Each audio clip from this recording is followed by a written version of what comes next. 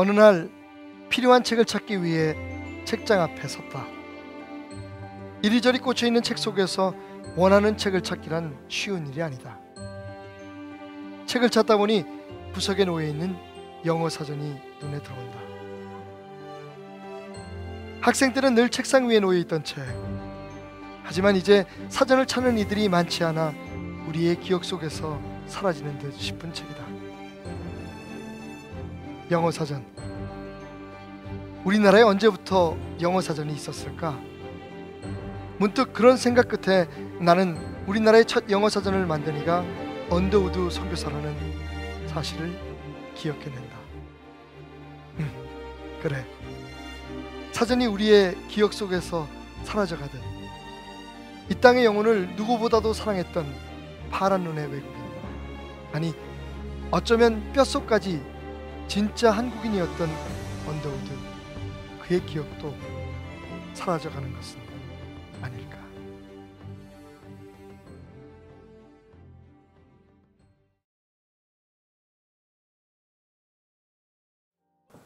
북악산 능선을 따라 오르는 언덕길은 흐린 하늘로 인해 점점 흑백 사진처럼 그 색채를 잃어가는 듯하다. 마치 지난 시간으로의 여행 통로인 것처럼. 호러스 그랜트 언더우드, 우리나라 이름 원두우. 언더우드가 선교사의 비전을 품은 것은 4살 때부터였다. 그리고 그의 마음에 품었던 선교지는 인도였다. 인도를 위해 선교 준비를 하던 중 복음의 소식에 전혀 미개척지인 조선의 소식을 들었고, 기도하던 중 확신을 얻어 조선을 향한 비전을 품게 된다. 그 결과 1885년 4월 5일 부활주일 아침 인천 제물포항에 첫 발을 디뎠다. 그의 나이 26세. 그는 과연 자신의 모든 삶을 바쳐 이 나라를 그토록 사랑하리라는 것을 알고 있었을까? 그런데 목사님, 그래, 원래 언더우드 선교사님께서 우리나라 선교지가 아니었다고 얘기를 들었습니다. 그런데도 어떻게 우리나라에 오게 되었는지, 물론 하나님의 섭리가 있었겠지만. 원래 언더우드 목사님은 인도로 가려고 계획을 하셨다고 해요. 그런데 하나님의 음성을 들은 거지.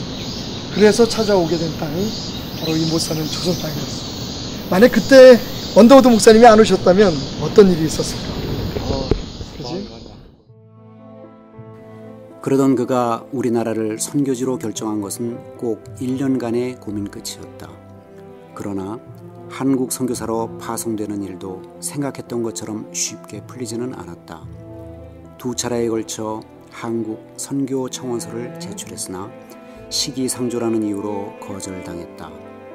그러던 중 뉴욕에 있는 한 교회에서 좋은 조건으로 그를 청빙했고, 선교의 꿈이 좌절된 상태에서 이 청빙에 응하기로 한다.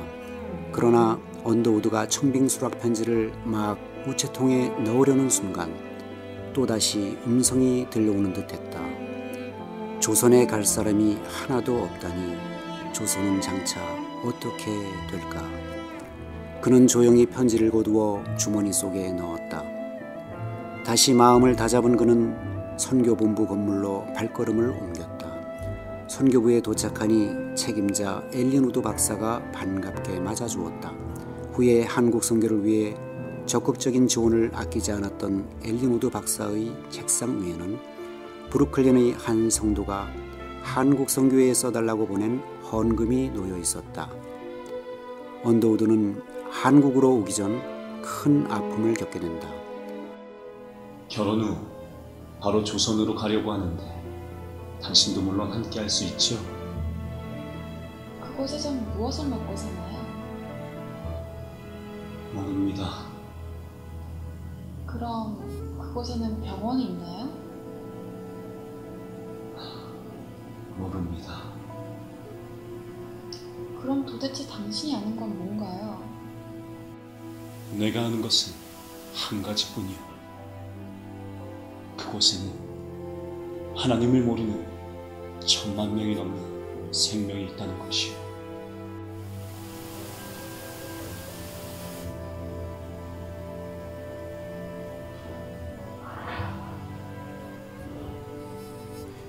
이 대답으로 언더우드는 약혼녀로부터 파혼을 당하게 된다.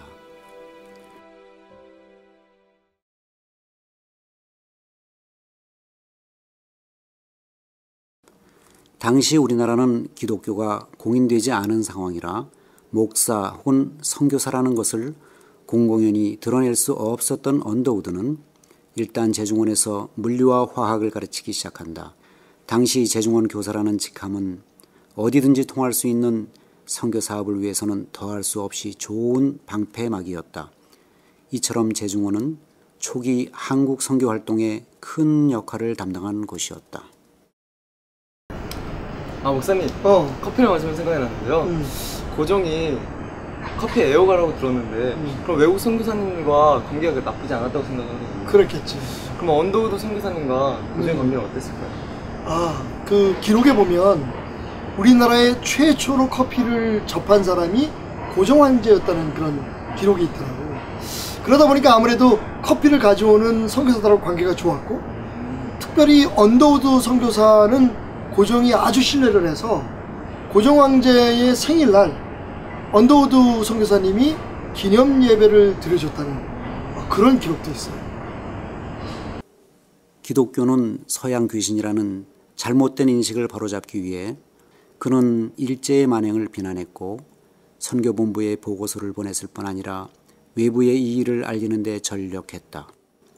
그는 이 땅에서 복음만 전한 것이 아니라 한국 근대화에 많은 공헌을 한다. 파혼의 아픔을 겪고 이 땅에 건너온 언더우드는 릴리어스 홀튼과 결혼한다. 이 결혼의 주례는 고종 황제였으며 선교사 부부답게 이들의 신혼여행은 전도여행이었다. 그의 국내 전도여행은 큰 성과를 거두었다.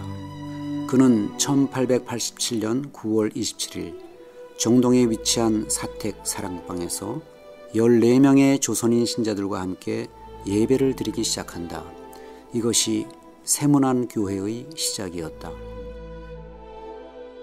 언더우드 선교사의 사역은 안식년 기간에도 계속되었다. 미국에 건너간 그는 강연과 신학교 방문을 통해 직접 후배 선교사들을 한국으로 데려오는 역할을 했다. 이는 언더우드 타자기의 소유자이던 그의 형 존 토마스 언더우드의 적극적인 후원 덕분에 가능한 일이기도 했다. 호러스 그랜트 언더우드, 아니 원두우라 불리기를 더 기뻐했을 그 31년간 종교, 교육, 문예, 자선 등 곳곳에서 그리스도의 사랑과 복음을 전하기 위해 힘을 다했던 그는 1916년 연희전문학교에 후원금을 모으기 위해 미국으로 건너갔으나 이미 몸에 번져있던 발진 티붓으로 인해 그토록 사랑했던 이 땅에 다시 돌아오지 못한다.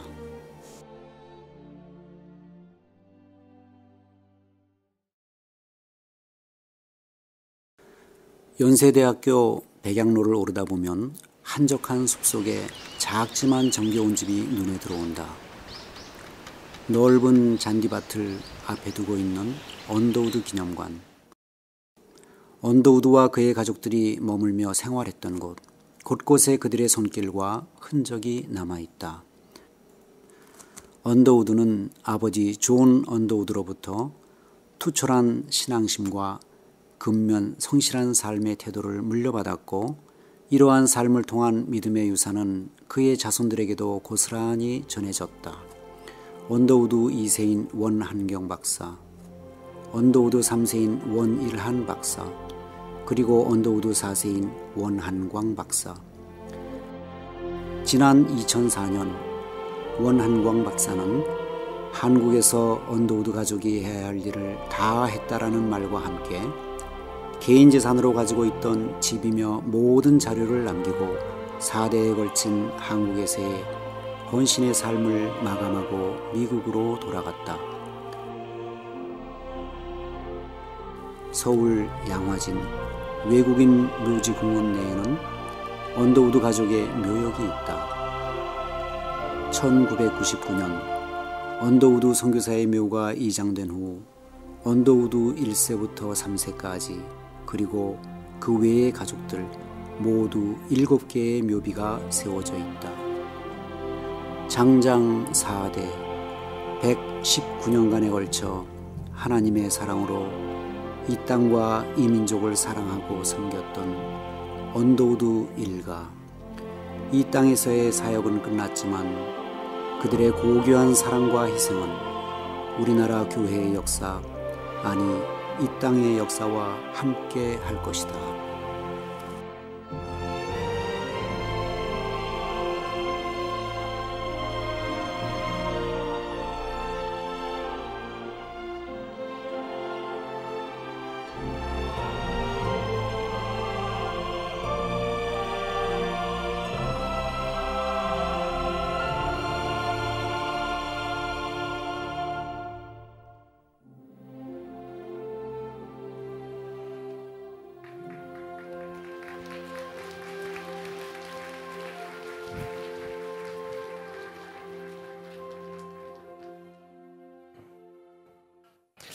저는 이번 철로 역정 5편의 다큐멘터리를 제작하면서 참 많은 생각을 했는데요. 이런 질문을 던져봤어요.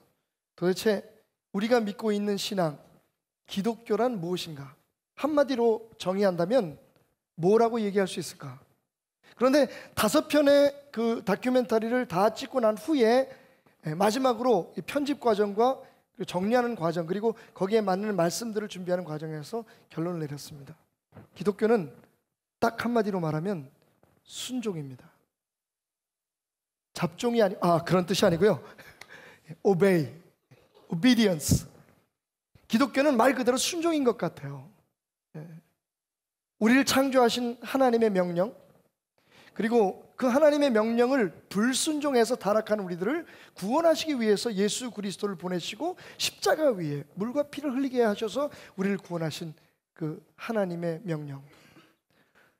그렇게 구원받은 우리들을 정말 축복되고 행복한 삶으로 인도하시고 나아가서 저 영원한 나라까지 인도하시기를 원하시는 그 하나님의 명령에 Yes, Lord, Yes, God, 네 주님 그렇게 하겠습니다 라고 순종하는 것, 그것이 바로 기독교 신앙의 핵심이 아닐까 하는 생각을 가져봤습니다.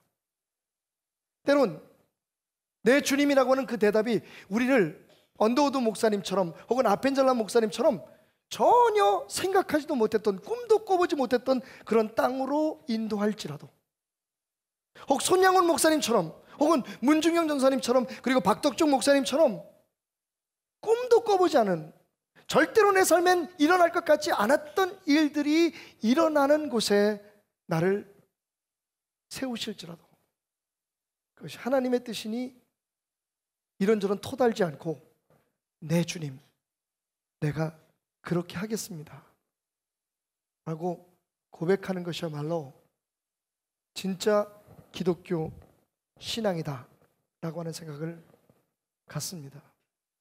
그렇다면 여러분, 우리가 가지고 있는 수많은 질문과 문제에 대한 답은 간단합니다.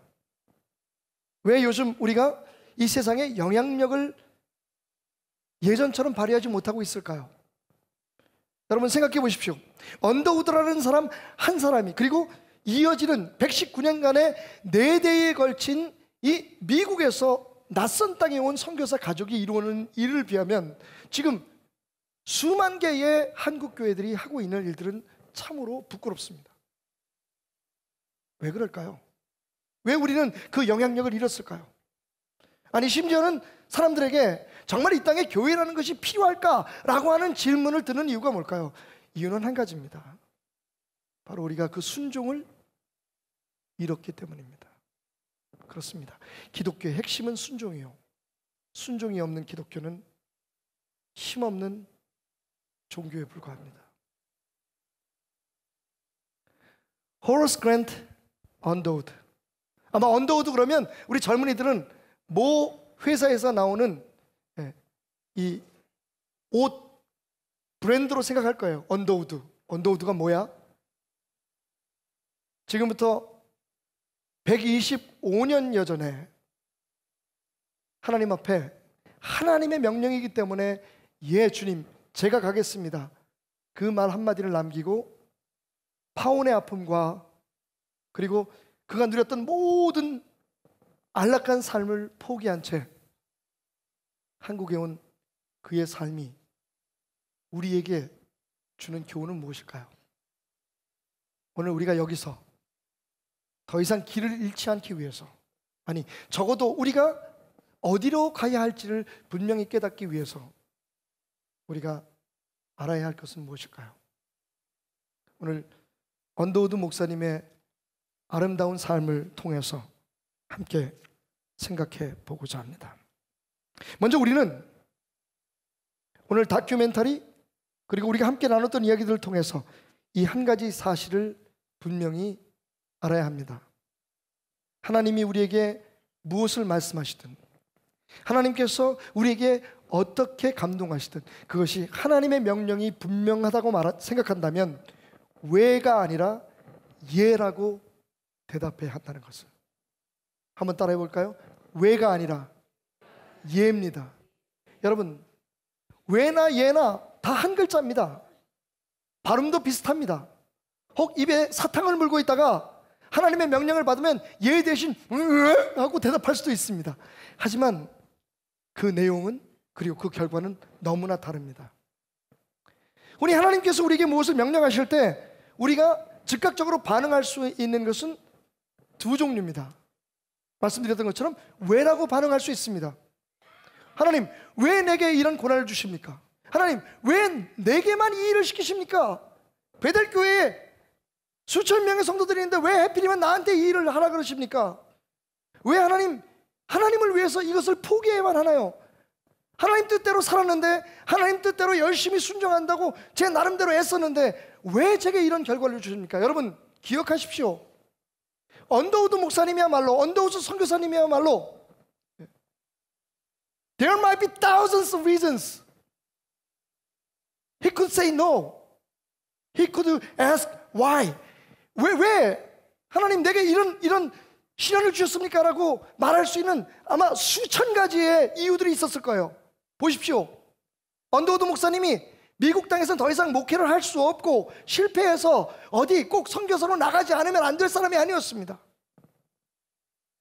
다큐멘터리에서 보셨듯이 그분은요, 당당히 뉴욕에서 가장 큰 교회 중에 한 교회에서 담임 목사로 청빙을 할 정도로 그분은 유능한 목회자였습니다. 모든 자격을 갖췄을 뿐만 아니라 실제적으로 영역 있고 말씀에 충만한 사람이었습니다. 여러분, 그분의 지식 수준은 어느 정도였을까요? 놀라지 마십시오. 우리나라의 한영사전을 제일 먼저 만드신 분이 국어학자가 아닙니다.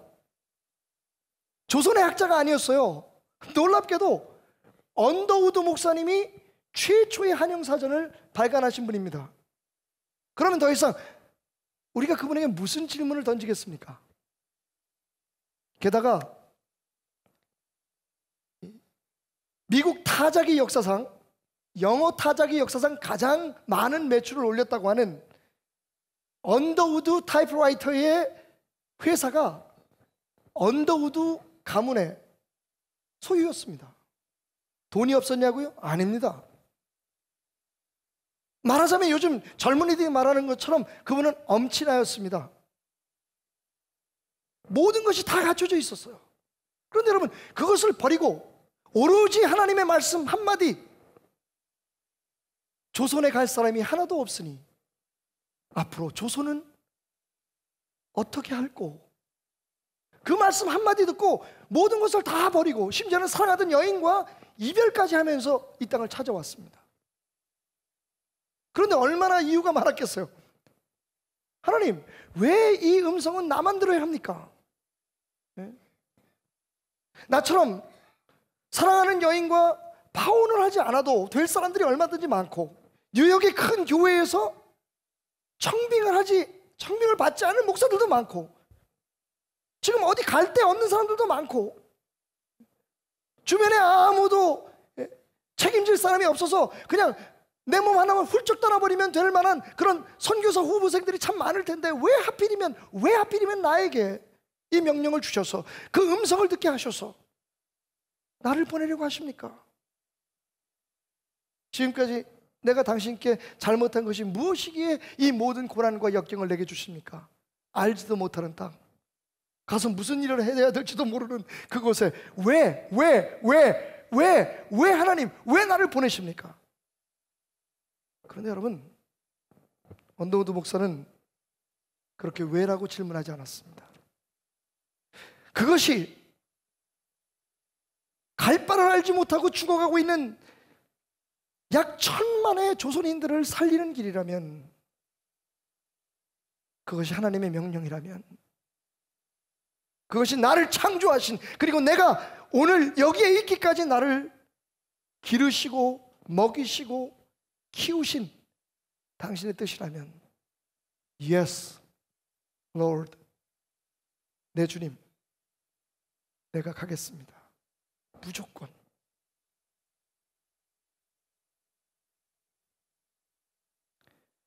구약 성경을 보면 이 순종이 얼마나 중요한가 하는 것을 우리에게 알려주는 사건들이 참 많습니다. 그 중에 대표적인 표본이 되는 인물이 아브라함입니다. 아브라함이 100세가 돼서야 그렇게 기다리던 대를 이을 아들을 낳습니다. 그리고 그가 한 20세쯤 청년으로 자라가고 있을 때, 어쩌면 언더우드 목사님의 나이쯤 되었을지도 모릅니다. 26. 그가 처음 한국에 첫 발을 디뎠을 때 20여 년 동안 키워놓은 아들을 갑자기 하나님께서 죽여서 제물로 바치라는 겁니다. 어디 떠나버리는 것도 아니고 자기 손으로 죽여서 제단 위에 마치 송아지처럼 양처럼 태워 바치라는 겁니다. 만약 우리가 그런 하나님의 명령을 받았다면, 그것이 하나님의 명령인 것이 분명하다면 어떡하겠습니까? 그런데 여러분, 성경은 이렇게 말합니다. 아브라함은 시험을 받을 때에 믿음으로 이삭을 드렸으니 그는 약속들을 받은 자로 돼 그 외아들을 드렸느니라. 아멘. 뭐로요? 믿음이라고 말했습니다. 믿음이 순종입니다. 터달지 않고 묻지도 않고 따지지도 않고 하나님의 뜻이라면, 그것이 내가 아니면 할 수 없다고 말씀하시는 하나님의 분명한 뜻이 계시다면, 하나님 힘들겠지만, 어떻게 될지 모르겠지만, 내가 오늘 이 순간 하나님 앞에 예하고 순종함을 통해서 내 삶에 어떠한 일들이 일어날지 나는 모르겠지만, 하나님의 뜻이기에, 하나님의 말씀이기에, 하나님의 섭리이기에 내가 순종하겠습니다. 여러분, 그 무작정 예라고 대답한 그 놀라운 순종이, 소위 위험하기까지 했던 그의 순종이 과연 그의 삶에 무엇을 가져왔습니까? 그를 축복의 조상, 믿음의 조상, 인류 역사상 가장 위대한 축복의 맥을 연 하나님의 사람으로 기념하고 기억되게 하지 않았습니까? 언더우드 목사님의 예도 마찬가지였습니다. 그 나라 사람은 뭘 먹고 살지요? 약혼녀가 묻습니다. 나도 모르겠소. 거기에는 병원은 있나요? 잘 모르겠소. 그러면 당신은 거기에 무엇을 하러 가나요? 글쎄, 그것도 아직은 모르겠소. 그럼 당신이 아는 게 뭔가요? 내가 아는 것은 거기에는 약 1000만의 하나님을 알지 못하는 죽어가는 영혼들이 있다는 것과, 하나님이 나에게 그곳으로 가라고 하신 것뿐이요. 사랑하는 여러분, 요즘 우리 사회는 참 긍정적이지 못한 하나의 풍토가 있습니다. 그게 뭐냐면, 일단 어른이 뭐라고 말씀하시든, 아니면 리더들이 뭐라고 얘기하든, 혹은 교회에서 목회자가 뭐라고 얘기하든, 일단은 왜요? 라고 물어야 똑똑한 사람으로 인정받고 있다는 풍토입니다. 무조건 예스하면, 어른이 말씀하시니까 내 속에는 그렇게 생각하지 않지만, 나는 그렇게 느껴지지 않지만, 그래도 어른이 말씀하시니까 그 앞에서 네라고 한마디 해주는 것이 얼마나 바보 같고 어리석은 사람으로 인정받는 시대가 되었는지 모릅니다. 일단은 따지고 보고, 일단은 대들고 보고, 일단은 반대하고 보고, 일단은 뒤틀어 봐야만 그 사람이 정말 의식이 있고 똑똑하고 잘난 사람으로 인정받는 세상에 우리는 살고 있습니다. 세상의 변화를 어찌하겠습니까만, 그럼에도 불구하고 절대로 변하지 말아야 할 것이 있습니다. 그것은 하나님의 말씀 앞에 예 주님, 단순하게 대답할 수 있는 순종의 정신인 것입니다. 왜냐하면 순종은 하나님께서 우리에게 주신 모든 약속을 이루는 열쇠요, 하나님께서 우리를 위해서 예비하신 모든 축복을 우리의 삶 속에 끌어들이는 손이요, 축복은 하나님의 달콤한 은혜를 길어오르는 우물의 두레박과 같은 것이기 때문입니다. 순종입니다.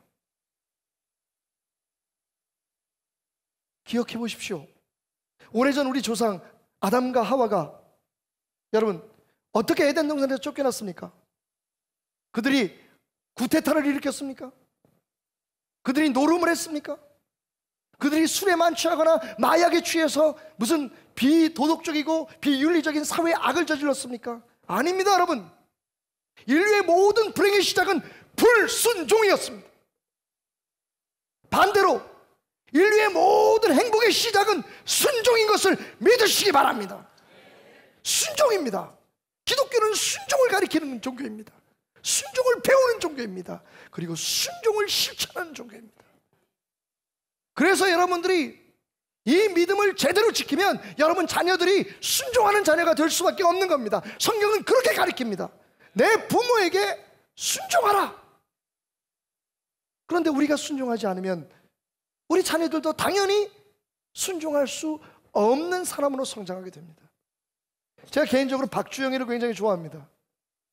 그런데 더 그 친구가 안쓰럽고 사랑스럽게 된 이유는, 하여튼 우리나라에 존재하는 국가대표 선수 중에서 가장 욕을 더럽게 많이 얻어먹는 친구 중에 하나입니다. 골 넣으면 넣었다고 욕 얻어먹고, 못 넣으면 못 넣었다고 얻어먹고, 그 이유 중에 하나는 그가 골을 넣고 난 후에 무릎을 꿇고 기도한다는 이유 때문입니다. 얼마 전 폴란드와 친선 경기가 있었습니다.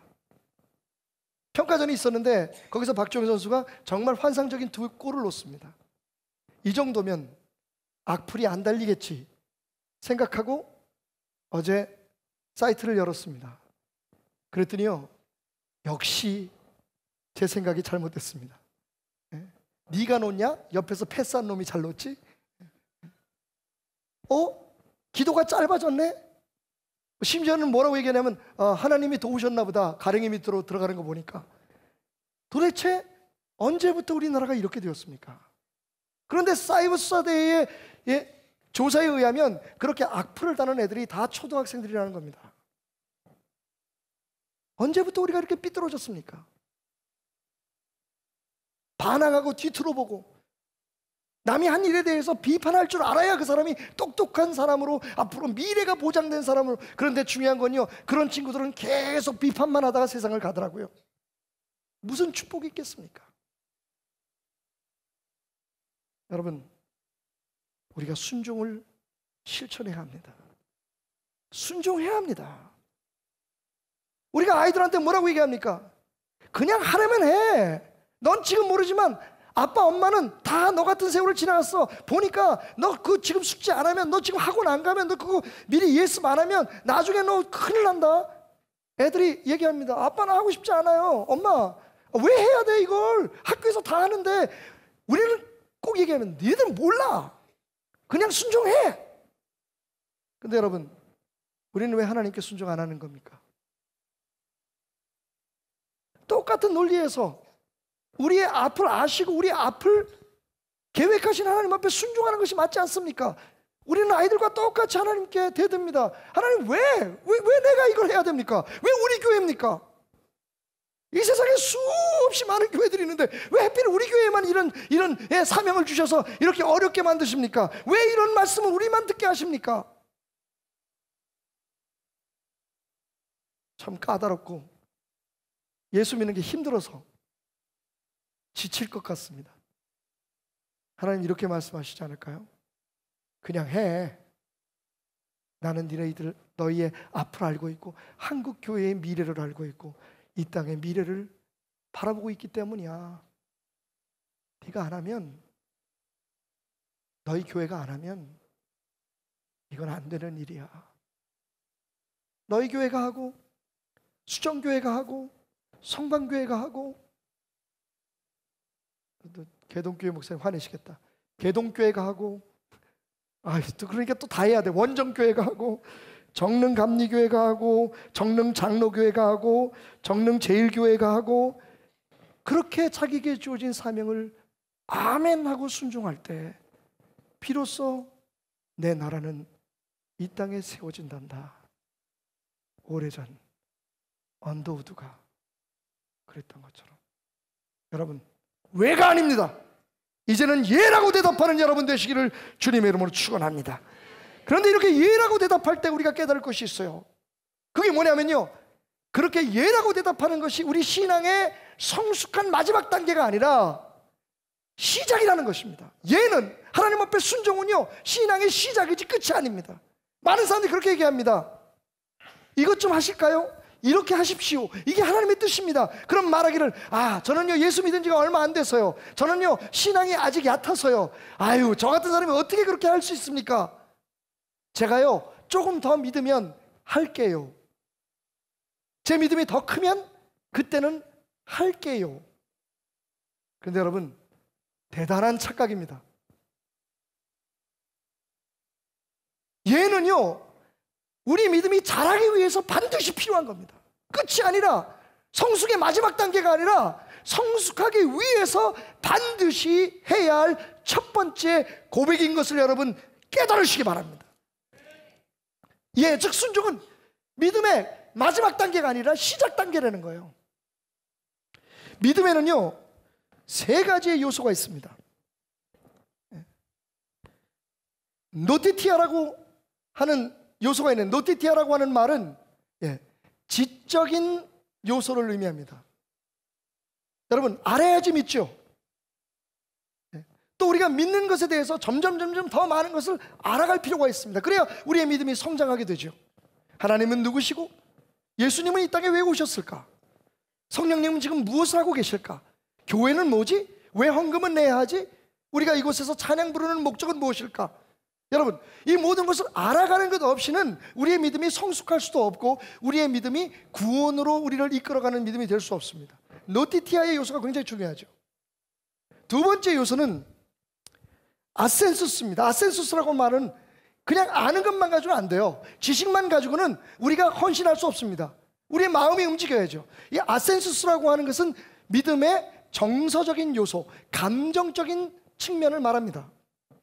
우리가 말씀을 들을 때 왠지 모르게 내 가슴이 뭉클하고, 내가 어떤 이야기를 들을 때 저건 내가 해야겠다라고 하는 내 마음속에 움직임이 있어야죠. 예수 그리스도의 십자가를 우리가 알 때에 그분이 우리의 죄를 위해서, 아니 나의 죄를 위해서 그 고통을 당하셨다는 것을 알게 될 때에 내 마음속에 감사하는 마음이 우러나야죠. 그래야 주님을 위해 나도 무엇인가를 해드려야겠다는 생각이 따라올 수밖에 없죠. 아센수스입니다. 이게 정서적인 측면의 믿음입니다. 자, 이처럼 우리가 알고 느끼는 것 굉장히 중요합니다. 그런데 여러분, 정말 믿음의 3대 요소 중에 가장 중요한 게 뭔지 아십니까? 바로 이 피두키아라는 겁니다. 피두키아 믿음은 무엇을 의미하냐면 의지적인 믿음을 의미해요. 알아도 느껴도 의지적으로 행하지 않으면 믿음은 성장할 수 없습니다. 이걸 흔히 기차에다가 표현할 수 있어요. 비유를 할 수 있습니다. 여러분, 지금 3냥짜리 기차가 있습니다. 이 3냥짜리 기차 중에 하나는 반드시 기관차가 되어야 합니다.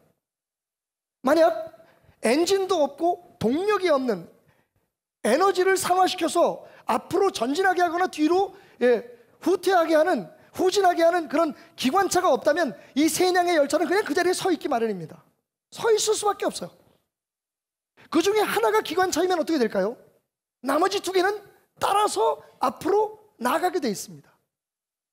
자, 말씀드렸듯이 노티티아, 아센수스, 피두키아, 이 세 가지의 요소 중에 그러면 기관차의 역할을 하는 믿음의 요소는 무엇일까요? 의지입니다.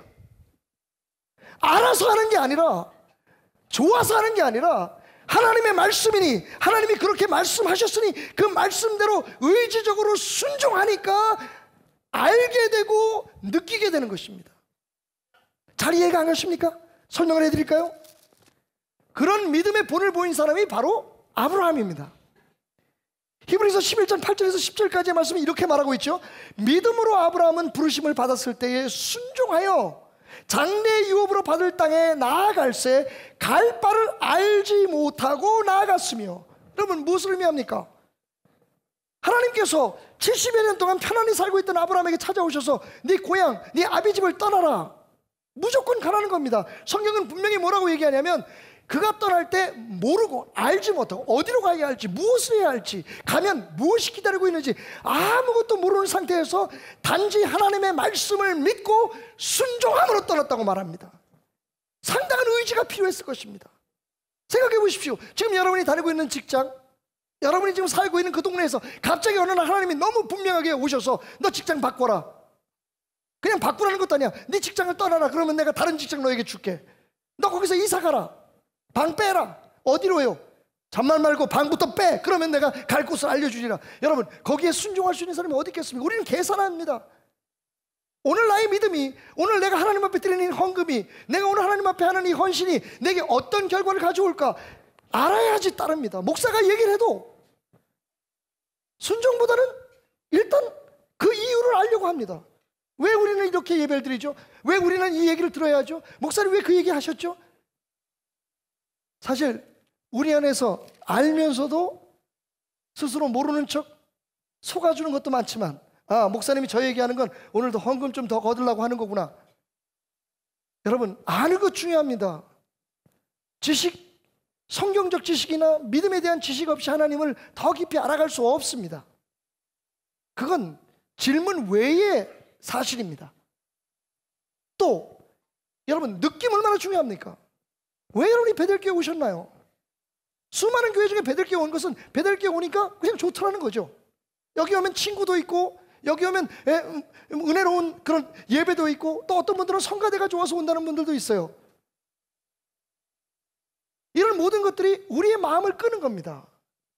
사실 이런 마음이 없으면 사랑도 할 수 없고 하나님을 섬길 수도 없겠죠. 그런데 중요한 것은요, 그것만 가지고는 막상 우리의 믿음이 성장할 수 없다는 겁니다. 더 많이 알고 더 많이 행복해지고 기뻐할 수 있기 위해서, 심지어는 우리의 삶의 고통까지도 왜 그런 고통을 주시는지, 그 의미가 무엇인지를 깨닫고 오히려 그 고통 중에서 하나님 앞에 감사할 수 있는 성숙한 믿음을 가지려면 어떻게 해야 됩니까? 일단은 순종하는 믿음, 피두키아의 믿음이 필요합니다. 그런데 많은 사람들이 거꾸로 생각해요. 특별히 날이 갈수록 따지기 좋아하고 판단하기 좋아하는 세대에 이르면서, 여러분, 많은 사람들이요 머리로 예수를 믿습니다. 또 과거의 성도들은 가슴으로만 믿습니다. 난 몰라, 그냥 기도하면 하나님이 축복 주신다니까 그래서 난 나가는 거지. 여러분, 두 가지 다 부족하지만 없어서는 안 될 믿음입니다. 그런데 막상, 그러면 그렇게 우리가 은혜를 받고 그렇게 우리가 하나님을 알고 왜 세상을 못 바꾸는 겁니까? 빛이요 소금이라고 말씀하셨는데 왜 우리들로 인해서 그렇게 하나님을 알고 그렇게 하나님을 즐거워하는 우리들의 삶 속에서 왜 변화가 일어나지 않는 겁니까? 기관차가 없습니다. 과거의 신앙인들은, 특별히 구약에 기록된, 신약에 기록된 모든 축복의 종결자들은 무조건 순종부터 하고 그 다음에 따졌어요. 순종을 배우십시오. 하나님 앞에 순종하는 걸 배우시면 사실은 우리가 가지고 있는 수만 가지의 문제가 해결됩니다. 피두키아의 의지적인 믿음이 필요해요. 나 지금 힘든데요, 하나님 나 기도하기 싫은데요. 기도하십시오. 의지입니다. 하나님, 내가 왜 이 헌금을 이걸 드려야 되나요? 다른 사람도, 돈 많은 사람도 더 많을 텐데요. 드리십시오. 하나님이 마음속에 감동하시면 드리십시오. 하나님, 내가 왜 오늘 이게 바쁜데 여기 와서 교회에서 이거 봉사를 해야 되나요?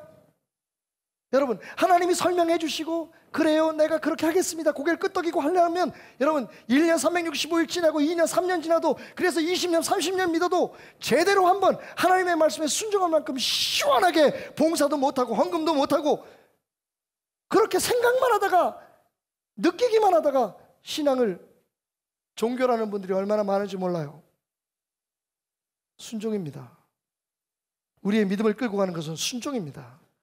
아브라함이요, 순종하고 나니까 가나안으로 가라 그러셨구나, 가나안에 가보니까 하나님이 이래서 오라 그러셨구나. 여러분, 그 다음에 노티티아 아센수스가 따라오는 겁니다. 먼저 순종하고 선순종 후 축복을 기대하십시오. 의지적으로 하십시오. 힘들어도 하십시오. 힘드니까 의지가 필요한 겁니다. 하기 싫으니까 의지가 필요한 거예요. 여러분, 하나님의 뜻이 아닌 것에는 꼼짝도 하지 마십시오. 하지만 하나님의 뜻이 분명하다고 하나님께서 말씀하신 것이라면 무조건 순종부터 하십시오. 순종은요, 우리 믿음의 시작입니다. 믿음이 좋아진 다음에 하는 게 순종이 아닙니다. 많은 사람이 그렇게 얘기합니다. 믿음 좋아지면 술 끊겠지, 믿음 좋아지면 뭐 안 하겠지. 여러분, 일단 끊고 하나님 앞에 나가 보십시오. 당신이 상상할 수가 없는 놀라운 기쁨을, 그보다 더 큰 기쁨을 하나님이 여러분에게 허락해 주실 것입니다. 순종이 먼저입니다. 이렇게 언더우드 목사님의 위험한 순종이 우리의 삶에 이루었던 일들과 아브라함의 순종의 의미를 생각해 볼 때, 오늘 우리에게 들려오는 이 마지막 메시지가 있습니다. 한국교회여, 언더우드의 위험한 순종을 기억하라. 아무것도 몰랐어요. 그 결과도 몰랐습니다. 하지만 그는 조선 땅을 찾아서 왔습니다. 지금 우리는 이 시대에 많은 사람들은요, 심지어는 그 언더우드 아펜젤러 목사, 알렌 목사 이런 분들이 우리나라에 온 그 사실을 미제국주의의 앞잡이라고 얘기합니다. 그렇게 호도하고, 우리 눈앞에 연세대학교가, 이화대학교가, 세브란스 병원이 분명히 수많은 인재들을 키워내고 이 땅의 역사와 함께, 아니 단순한 기독교의 역사가 아니라, 한국 교회의 역사가 아니라 이 세상의 역사와 함께, 여러분, 저분들이요 독립운동가였습니다. 고종환제를 옆에서 끝까지 지켜줬던 사람들이에요. 일본에 대해서 조선은 독립국가임을 목숨을 내걸고 주창했던 사람들입니다. 그런데 우리가 그들을 매도하고 있어요. 왜냐하면 작금의 한국교회가 보기 싫기 때문입니다. 다 예수 믿는 사람들은 똑같이 생각하려고 하기 때문입니다. 여러분, 그러나 우리는 분명히 압니다. 연세대학교에서도 제대로 안 가르친다잖아요. 그러니 그 아이들이, 그 청년들이 도대체 연세대학교의 설립의 그 정신을 어디서 배우겠습니까? 이화여대에서도 최근에 채플 시간을 없애자고 하는 운동이 벌어졌다는 이야기를 들었습니다. 그 학교가 어떻게 세워진 학교인데요, 여러분? 아버지 때에 이루지 못한 꿈을요, 언더우드 목사님의 자제들이, 그리고 그 아들들의 아들들이, 여러분 4대째 119년 동안 먹을 것이 없어서, 입을 것이 없어서가 아니라, 일터가 없어서가 아니라 대한민국을 사랑해서 이 땅에 뼈를 묻었던 사람들이 하나님의 사랑을 전하기 위해서 세운 학교들인데, 지금 우리는 무슨 짓을 하고 있는 겁니까? 우리 한국교회는 지금 무엇을 보고 있는 겁니까? 저는 이건 방종하고 방관하는 죄라고 생각합니다. 사랑하는 여러분, 언더우드의 위험한 순종이 없었다면 오늘 이 땅은 어떻게 되었을까요? 아니, 언더우드라는 사람보다 주님이 이 땅을 구원하기 위해서, 하나님께서 이 땅을 새롭게 하기 위해서 경제 14위의 경제 대국을 만들기 위해서 하나님께서 시작하신 그 일에 처음으로 제가 가서 할 일이 무엇인지 모르지만 가겠습니다라고 외쳤던 그 사람들이 없었다면 오늘 이 땅에 병원, 학교, 이런 문명이, 이런 아름다운 세상이 우리에게 올 수나 있었겠습니까? 심지어는 불평하고 원망하고 모든 일에 노노하는 사람들까지도 함께 품고 아름다운 세상을 만들자고 하는 이런 나라가 세워질 수 있겠습니까?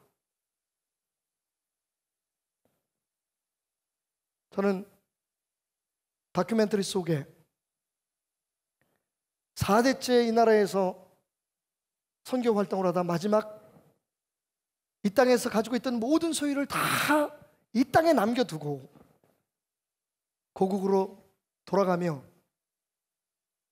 원 한광 선교사가 남겼던 말을 새삼 생각하지 않을 수가 없습니다. 그는 이렇게 말했습니다. 한국에서 언더우드 가족이 할 일은 이제 다 했습니다. 여러분, 그게 끝입니까? 그는 무엇을 바랬을까요?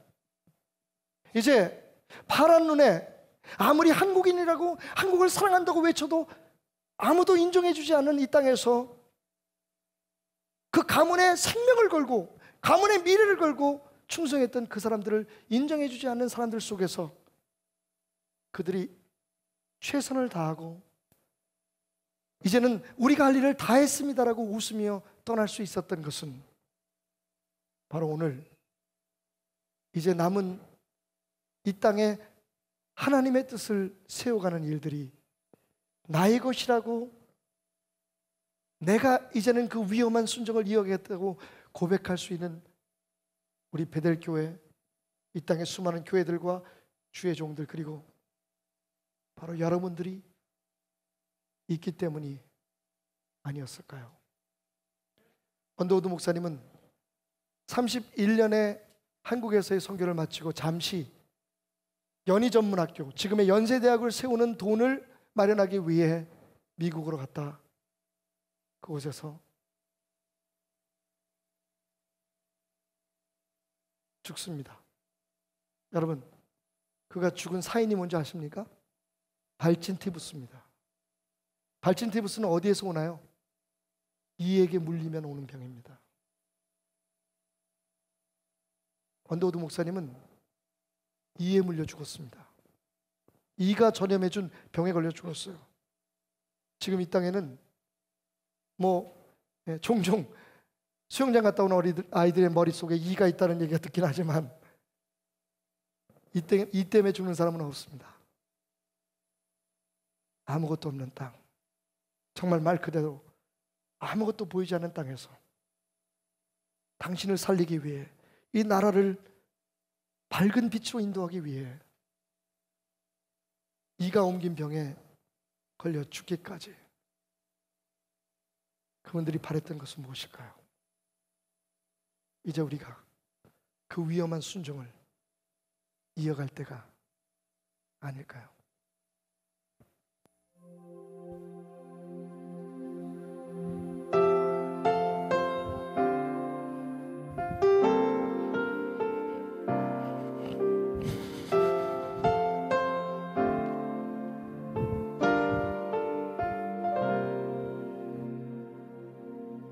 주님, 지금은 아무것도 보이지 않아요. 메마르고 가난한 땅, 보이는 것은 고집스럽게 얼룩진 어둠뿐, 가랑과 인습에 묶여있는 우리들. 주님, 지금은 아무것도 보이지 않아요.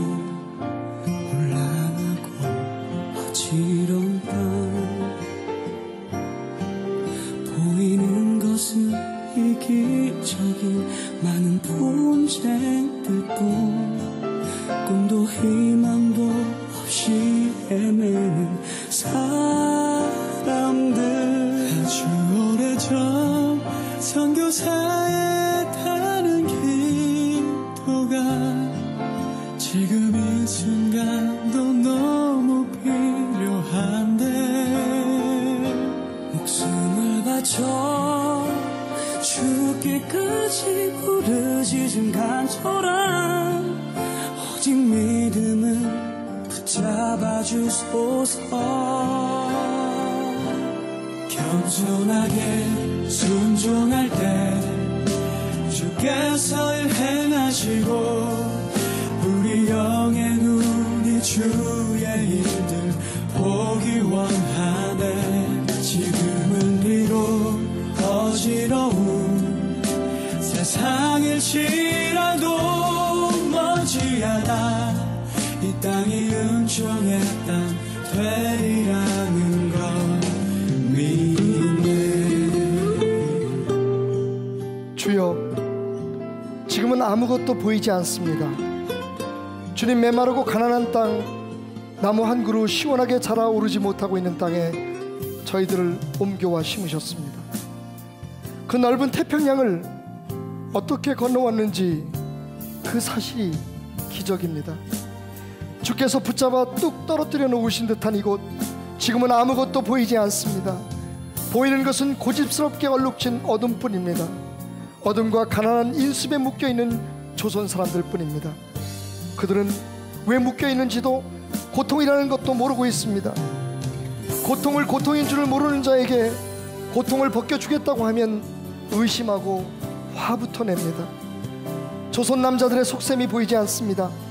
이 나라 조정의 내심도 보이지 않습니다. 가마를 타고 다니는 여자들을 영영 볼 기회가 없으면 어쩌나 합니다. 조선의 마음이 보이지 않습니다. 그리고 저희가 해야 할 일이 보이질 않습니다. 그러나 주님, 순종하겠습니다. 겸손하게 순종할 때 주께서 일을 시작하시고 그 하시는 일을 우리들의 영적인 눈이 볼 수 있는 날이 있을 줄 믿나이다. 지금은 우리가 황무지 위에 맨손으로 서 있는 것 같사오나, 지금은 우리가 서양 귀신 양귀자라고 손가락질 밟고 있사오나, 저희들이 우리의 영혼과 하나인 것을 깨닫고 하늘나라의 한 백성 한 자녀임을 알고 눈물로 기뻐할 날이 있음을 믿나이다. 지금은 예배드릴 예배당도 없고 학교도 없고 그저 경계의 의심과 멸시와 천대함이 가득한 곳이지만 이곳이 머지않아 은총의 땅이 되리라는 것을 믿습니다. 주여, 오직 제 믿음을 붙잡아 주소서. 기도하겠습니다. 주님, 보이지 않아도 거기 주님만 계시다면, 무엇을 해야 할지 몰라도 거기 주님만 계시다면, 내가 순종할 때 주님이 일하심을 믿고 내가 가겠습니다 외쳤던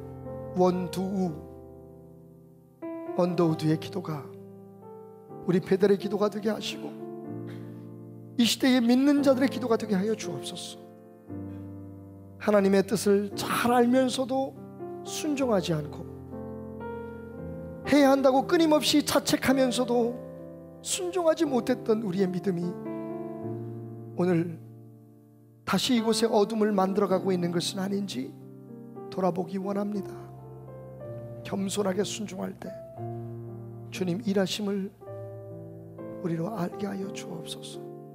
보여서 하는 게 아니라, 알아서 하는 게 아니라, 좋은 일만 하는 게 아니라 위험할지라도 순종함으로 하나님이 우리를 통해 일하심을 보게 하여 주옵소서. 그래도 대한민국 어느 한 구석에라도 이렇게 얘기할 수 있는 하나님의 사람들이 있어서 참 좋습니다. 당장 내 손에 황금이 주어지고 우리 가정에 돈벼락이 떨어지는 일은 아닐지라도 우리를 위해 생명까지 아끼지 않으신 주님의 뜻을 이루기 위해 이 길을 함께 가는 베델의 성도들 되게 하여 주옵소서.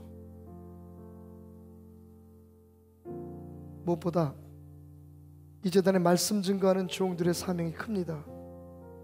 사람 생각, 자신의 욕심에 얽매인 말들 하지 않게 하나님 그 입을 봉해 주시고, 정말 한마디라도 순종하면 복이 되는 하나님 말씀만 전할 수 있도록 주의 종들을 신령하게 하옵소서. 하나님 두렵습니다. 하나님이 역사하지 않으실까, 그것이 두려운 게 아니라 내가 감히 하나님의 역사하심을 방해할까, 그것이 두렵습니다.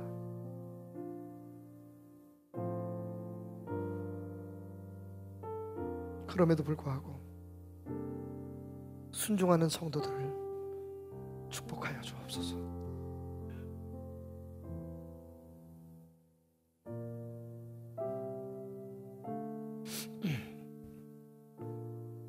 오늘도 주님 앞에 작은 정성 들고 나왔습니다. 하나님, 주님 앞에 드리는 이 액면가보다 우리의 마음이 얼마나 담겨 있는지 주님은 아십니다. 받아주셔서 축복해 주시고 하나님 뜻에 순종하기 위해 우리의 모든 것을 주님 것으로 인정할 수 있는 용기를 더하여 주옵소서. 드려진 모든 예물 위에 축복하시고 쓰여지는 곳에 살리는 역사가 일어나게 하실 줄 믿사옵고 예수님의 이름으로 기도드렸습니다. 아멘.